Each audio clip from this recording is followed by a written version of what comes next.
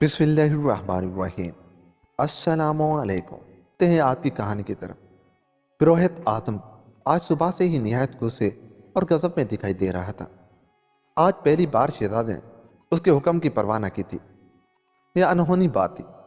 شہزادوں اور شہزادیوں کی تو بات ہی کیا تھی، بادشاہ اور ملکہ بھی پروہت اعظم کے کسی حکم کو ٹالنے کی جرات نہیں کر سکتے تھے۔ صبح سویرے جب پروہت پوجا دیوی، جو کہ قہر کی دیوی شمار کی جاتی تھی، کہ مندر سے پوجا کے بعد باہر آیا تو اس وقت چھوٹا شہزادہ کلس اپنے گھوڑے پر سوار سیر کے لیے جا رہا تھا۔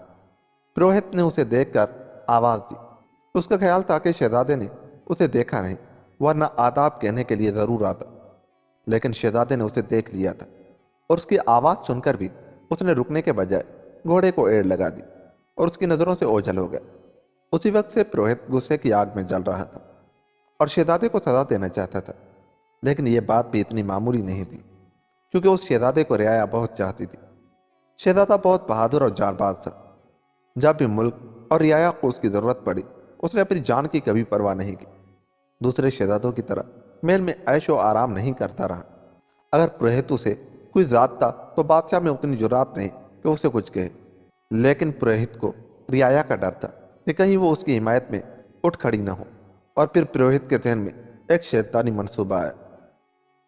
اس رات شہزادہ جب رات کھانا کھانے کے بعد محل میں سونے گیا اور پلنگ پر لیٹا تو اسے کمرے میں کسی کی موجودگی کا احساس ہوا۔ وہ حیران ہوتا ہوا اٹھ کھڑا ہوا اور ادھر ادھر نظر دوڑائی، لیکن محل میں کوئی نہیں تھا اور محل کے باہر پہرے دار ہتھیار لیے موجود تھے۔ وہ دوبارہ پلنگ پر لیٹ گیا اور پھر لیٹتے ہی گہری نیند سو گیا۔ ابھی آنکھ لگے اسے چند گھڑیاں ہی گزری ہوں گی کہ ایک دیو ہیکل بندر ایک کھڑکی سے شہزادے پر کودا اور اس نے شہزادے کی گردن دبوچ دی اور زور زور سے دبانے لگا۔ یہ سب کچھ اتنا اچانک ہوا کہ شہزادہ آنکھ کھول کر بھی نہ دیکھ سکا اور اس کی گردن ایک طرف لڑک گئی۔ یہ دیکھ کر بندر جس طرف سے آیا تھا واپس چلا گیا، لیکن شہزادہ بھی بڑا سخت جان تھا۔ وہ بے ہوش ہوا تھا اور پھر چند گھنٹوں بعد ہی ہوش میں آ گیا تھا، اور پھر بڑی مشکل سے اٹھ کر اس نے اپنی سراہی میں سے پانی پیا اور تازہ دم ہو کر سوچنے لگا کہ اسے کیا ہوا تھا۔ اسے اپنی گردن پر شدید تکلیف محسوس ہو رہی تھی، اور پھر اس کے ہوشیار ذہن نے بھی ایک منصوبہ بنایا تاکہ وہ معلوم کر سکے کہ اسے کس نے اور کس کے کہنے پر ہلاک کرنے کی کوشش کی تھی۔ اس منصوبے میں اس نے اپنے خادموں کو ساتھ ملا لی اور شہر میں سے ایک شخص کی لاش حاصل کی جو اسی رات مرا تھا، اور پھر اس لاش کی شکل بگاڑ کر اور اپنا لباس پہنا کر شہزادہ روپوش ہو گئے۔ وہ جس جگہ ٹھہرا اس کے بارے میں صرف اس کے خادم ہی جانتے تھے۔ صبح ہوتے ہی محل میں کوہرام مچ گیا۔ ملکہ اور بادشاہ اور دوسرے شہزادے اور شہزادیوں کا ایک بھائی شہزادے کے لیے رو رو کر برا حال ہو گیا، لیکن کسی طرح بھی یہ معلوم نہ ہو سکا کہ شہزادے کو ہلاک کس نے کی۔ ادھر محل میں سوگواری چھائی ہوئی تھی، ادھر پروہت کے محل میں خوشی کے شادیانے بج رہے تھے۔ خوب جشن منایا گیا۔ شہزادے کو پتہ چل گیا کہ اس کے مرنے پر صرف پروہت ہی کو خوشی ہوئی ہے، اور پھر دوسرے دن کا واقعہ اسے یاد آ گیا۔ اب ساری بات اس کی سمجھ میں آ گئی اور اس نے پروہت سے انتقام لینے کی ٹھان لی۔ ایک رات آسمان پر کالی گھٹائیں چھائی ہوئی تھی۔ بجلی کی کڑک اور بادلوں کی گھن گرج سے زمین و آسمان دہل رہے تھے۔ لوگ اپنے اپنے گھروں میں دب کے بیٹھے تھے۔ ہوائیں بھی تیز چل رہی تھی۔ ایک سایہ پروہت کے محل کے پچھواڑے سے محل میں داخل ہوا اور آہستہ آہستہ آگے بڑھتے ہوئے وہ ایک راہداری سے گزر کر ایک کمرے کے دروازے کے قریب جا کھڑا ہوا اور کان دروازے کے ساتھ لگا دی، اور پھر جب کوئی آواز سنائی نہ دی تو آہستہ سے کواڑ کھول کر اس کمرے میں داخل ہو گئے۔ کمرے میں اندھیرا تھا۔ وہ شخص کچھ دیر رکا تاکہ اس کی نگاہیں اندھیرے میں دیکھنے کے قابل ہو جائیں، لیکن اسی دوران کسی نے پیچھے سے اس کے سر پر کسی سخت چیز سے ایسی زبردست ضرب لگائی کہ وہ چکرا کر گرا اور اس کا ذہن اندھیرے میں ڈوبتا چلا گیا۔ جب اسے دوبارہ ہوش آیا تو سب سے پہلے اس نے اپنے سر میں شدید ٹیس محسوس کی کہ وہ کراہ کر رہ گیا، اور پھر اس نے چاروں طرف نظر دوڑائی تو اس پر سکتہ سا ہو گیا، کیونکہ اس کے سامنے منظر ہی کچھ ایسا تھا۔ یہ شہزادہ کلس تھا جو نہایت نڈر اور اتنا بہادر تھا کہ بڑے بڑے سرماؤں پر اس کی داغ بیٹھی ہوئی تھی، لیکن یہاں کے ماحول نے کچھ دیر کے لیے اسے دہشت زدہ کر دیا تھا۔ اس کے سامنے ایسی انسان نما مخلوق تھی کہ اسے دیکھتے ہی خوف سے اس کے جسم میں جھرجھری سی پیدا ہونے لگتی۔ اس کے سڈول جسم تو انسانوں کی طرح تھے، مگر سر بھینسوں، گھوڑوں اور سانپ جیسے تھے، اور اس ماحول میں جسم پر لرزہ طاری کر دینے والی بات یہ تھی کہ بھینسوں کے سروں والی مخلوق نہایت خوبصورت لڑکیوں کی طرف بڑھ رہی تھی جنہیں ستونوں کے ساتھ باندھا گیا تھا، اور پھر بھینسوں کے سر والی مخلوق نے ایک لڑکی کی رسیاں کاٹ کر اسے آزاد کیا اور اسے بالوں سے پکڑ کر ایک گز بھر اونچے چبوترے پر لٹا دیا۔ یوں لگتا تھا جیسے اس لڑکی کو مدہوش کر دینے کے لیے کوئی چیز پلائی گئی تھی، کیونکہ اس لڑکی کے چہرے پر ذرا برابر خوف نہیں تھا، بلکہ اس کی آنکھوں سے خمار نظر آتا تھا۔ اور پھر اس مخلوق نے ایک تیز دھار خنجر سے اس لڑکی کی شیرک کاٹ دی، جس میں سے خون فوارے کی طرح پھوٹ پڑا۔ یہ دیکھتے ہوئے اس مخلوق نے اس لڑکی کے خون سے ایک پیالہ بھر لیا، اس پیالے کو سانپ کے سر والی مخلوق کے سامنے لا رکھا۔ اس سانپ نے وہ مخلوق جس کے منہ سے شعلے نکل رہے تھے ایک ہی لمبا سانس کھینچا، پیالے کا خون اس کے پیٹ میں اتر گیا۔ جب وہ سانپ نما مخلوق تمام خون پی چکی تو اس پر نشے کی سی کیفیت طاری ہونے لگی اور اس کے ہاتھ پاؤں رقص کرنے کے سے انداز میں چلنے لگے۔ اسی وقت پروہت اعظم ہاتھ میں بین پکڑے ایک دروازے سے نمودار ہوا۔ اس کے پیچھے اس کے 11 چیلے بھی تھے اور پھر وہ سب بین بجانے لگے۔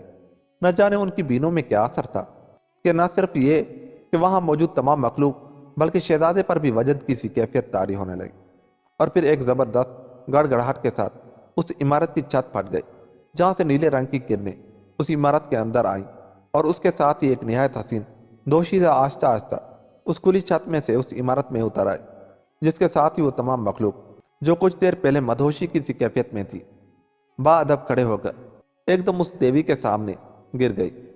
شہزادہ کلس اس طلسمی ماحول کو حیرت زدگی کے عالم میں دیکھ رہا تھا۔ اسے یوں لگ رہا تھا کہ یہ سب کچھ خواب کی حالت میں دیکھ رہا ہے، اور پھر اس دیوی کے آگے چڑھاوے چڑھائے جانے لگے۔ جب اس کام سے فراغت ہوئی تو بڑا پروہت آگے بڑھا۔ اس نے دیوی کے سامنے 3 بار سجدہ کیا اور پھر بڑے ادب سے کھڑے ہو کر بولا، دیوی، ہم تیرے پجاری ہیں۔ ہم اس ملک کے بادشاہ نہ ہونے کے باوجود بادشاہ سے زیادہ قوت رکھتے ہیں۔ یہ سب تیری کرپا ہے۔ مگر دیوی، کچھ عرصے سے اس ملک کا شہزادہ کلس ہمارے آڑے آنے لگا ہے۔ میں نے بن ماس بھیج کر شہزادے کو ختم کروا دیا تھا، لیکن مجھے حیرت ہے کہ آج رات جب ہم تیرے جشن کی تیاریاں کر رہے تھے یہ کس طرح چھپ کر ہمارے اس مندر میں داخل ہو گیا تھا۔ اگر ہمارے محافظ اسے نہ دیکھ لیتے تو یہ آج کے جشن کو برباد کر سکتا تھا، لیکن ہمارے محافظوں نے اس کے سر پر شدید چوٹ لگا کر اسے قابو میں کر لی۔ اب یہ یہاں موجود ہے۔ دیوی، تو ہی بتا اسے کس طریقے سے ہلاک کیا جائے۔ مجھے ڈر ہے اگر ہم نے اسے ہلاک کیا تو پھر یہ کہیں دوبارہ زندہ نہ ہو جائے۔ یہ کہتے ہوئے پروہت رکا۔ اس دیوی کے چہرے پر عجیب سی مسکراہٹ نمودار ہوئی اور وہ بولی، تم لوگ نادان ہو، یہ مرا ہی نہ تھا۔ اب جب تم لوگ اپنی تمام رسوم ادا کر لو اور میں یہاں سے چلی جاؤں تو اسے اٹھا کر آگ میں پھینک دینا۔ اس طرح تم مجھ سے ہمیشہ کے لیے نجات پالو گے۔ شہزادہ یہ سب کچھ خاموشی کے ساتھ سنتا رہا، لیکن وہ ذرا نہ گھبرائے۔ اسے خدا کی ذات پر بھروسہ تھا۔ وہ ان دیوی دیوتاؤں کو قطعی نہیں مانتا تھا۔ وہ جانتا تھا کہ طاقت کا سر چشمہ صرف خدا کی ذات ہے، اور اسے منظور نہ ہو تو دنیا کی کوئی طاقت کسی کا کچھ نہیں بگاڑ سکتی۔ اور پھر قدرت نے اس کی اس طرح مدد کی۔ اس مندر میں ایک بل تھا۔ اس بل میں سے ایک چھوٹی سی چوہیا نمودار ہوئی اور اس نے شہزادے کے پاؤں کی رسیاں کاٹ دی۔ اس طرح اس کے کپڑوں کے سہارے اس کے ہاتھ تک پہنچ کر ہاتھ کی رسیاں کاٹ دی۔ ادھر شہزادہ آزاد ہوا تو اس نے خدا کا شکر ادا کیا اور پھر اپنی تلوار میان سے نکال کر دبے قدموں اس پروہت کے پیچھے جا پہنچا اور اس نے تلوار کے ایک ہی وار سے اس بدبخت کی گردن اڑا دی۔ اس سے پہلے کہ دیوی، جو خود بھی ان لوگوں کے ساتھ رقص میں مصروف ہو چکی تھی، سنبھلتی اور شہزادے کا وار روکنے کی کوشش کرتی، شہزادے نے برق رفتاری سے اس کی گردن بھی اڑا دی۔ اس طرح وہاں کوہرام مچ گئے۔ دیوی کی گردن سے خون لاوے کی طرح بہہ نکلا تھا، جس کی وجہ سے وہاں موجود تمام چیزوں کو آگ نے اپنی لپیٹ میں لے لیا تھا۔ شہزادہ کلس نے یہ صورتحال دیکھی تو وہاں سے نکل بھاگا۔ بارش کے باوجود اس مندر سے آگ کے شعلے بھڑک اٹھے تھے۔ شہزادہ کلس بھاگا جا رہا تھا اور پھر ایک جگہ اسے کسی نے روک لیا۔ شہزادے نے دیکھا کہ ایک نورانی چہرے والے بزرگ نے اسے روکا تھا۔ اس کے ساتھ ہی وہ تمام آوازیں ایک دم معدوم ہو گئی۔ بیٹے، ڈرنے کی ضرورت نہیں، اب کوئی تمہارا پیچھا نہیں کر رہا۔ ہاں، البتہ تمہارے لیے خطرہ موجود ہے۔ دراصل جسے تم نے ہلاک کیا ہے وہ ایک دیونی ہے، نہایت بدصورت، پر اس نے شیطانی عمل سے اپنی شکل و صورت بدل لی تھی اور ان لوگوں کی دیوی بن بیٹھی تھی۔ اس کا ایک بھائی ہے ہلاکو، جو اسے پتہ چل گیا ہے اور وہ تم سے انتقام لینے کے لیے منصوبے بنا رہا ہے۔ اس سے پہلے کہ وہ یہاں آ جائے تم خود ہی اس کے قلعے میں پہنچ کر اسے ہلاک کر دو۔ اس نے ایک شہزادی کو قید کر رکھا ہے، اسے بھی اس دیو کی قید سے نجات دلا، لیکن اس دیو کا قلعہ کہاں ہے مجھے علم نہیں۔ شہزادے کلس نے کہا، تم فکر نہ کر، صرف آنکھیں بند کر لو۔ بزرگ بولے اور پھر شہزادے نے آنکھیں بند کر لی۔ اور دوبارہ جب کھولی تو خود کو ایک قلعے میں پایا جس میں سینکڑوں دیو ہاتھوں میں بھالے لیے کھڑے تھے۔ دیو نے جب انسان کو دیکھا تو اس نے اسے فوراً پکڑ کر ہلاکو دیو کے سپرد کر دیا۔ ہلاکو دیو اسے دیکھ کر بھڑک گئے۔ شہزادے نے دیو سے کہا، اگر تم میں ہمت ہے تو میرے ساتھ مقابلہ کر، ایک نہتے انسان پر حملہ کرنا بہادری نہیں ہے۔ دیو شہزادے کی بات سن کر جوش میں آ گئے اور پھر شہزادے اور ہلاکو دیو کی لڑائی شروع ہو گئی۔ ہلاکو دیو نے شرط لگائی تھی کہ اگر وہ ہار گیا تو سب دیو اس کے ماتحت ہو جائیں گے۔ چنانچہ ہلاکو دیو اور شہزادہ کلس اپنی پوری کوشش کر رہے تھے کہ ایک دوسرے پر قابو پا لیں۔ شہزادہ جہاں بہادر تھا وہاں عقل مند بھی تھا۔ وہ دیو کو جوش دلا رہا تھا اور جو غصے میں اندھا ہوتا جا رہا تھا۔ وہ نہیں جانتا تھا کہ وہ کہاں وار کر رہا ہے، بس وہ تلوار تیزی سے گھما رہا تھا اور شہزادہ بڑی پھرتی اور صفائی سے اس کے وار کا مقابلہ کر رہا تھا۔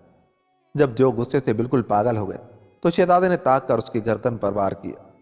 دیو کا سر کٹ کر زمین پر جا گرا اور ذرا سی دیر میں اس کا جسم ٹھنڈا ہو گیا۔ کسی دیو کی ہمت نہیں تھی کہ وہ شہزادے پر وار کرے۔ ویسے تو سب دیو شہزادے کے ماتحت تھے۔ ہلاکو دیو مرنے کے بعد انہوں نے شہزادے کلس کو آقا آقا کہہ کر پکارنا شروع کر دی۔